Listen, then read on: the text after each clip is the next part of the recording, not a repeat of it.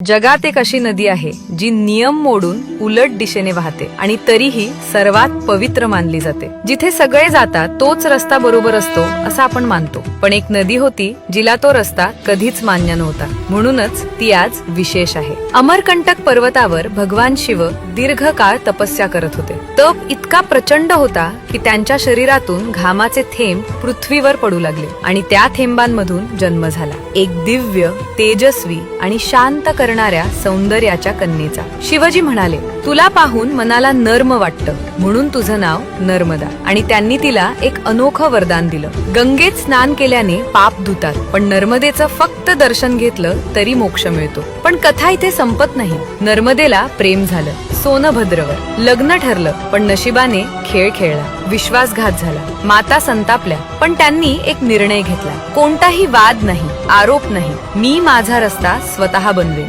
आणि जिथे सगळ्या नद्या पूर्वेकडे वाहतात तिथे नर्मदा पश्चिमेकडे वळली। नर्मदा आपल्याला एक मोठा धडा देते, जीवनात धोके येतील, लोक तुम्हाला मागे खेचतील, पण स्वाभिमान असेल तर तुम्ही स्वतःचा नवा मार्ग तयार करू शकता। आजही लाखो लोक नर्मदेची परिक्रमा करतात, कारण ती फक्त नदी नाही, ती शक्ती, पवित्रता आणि आत्मविश्वासाचं प्रतीक आहे।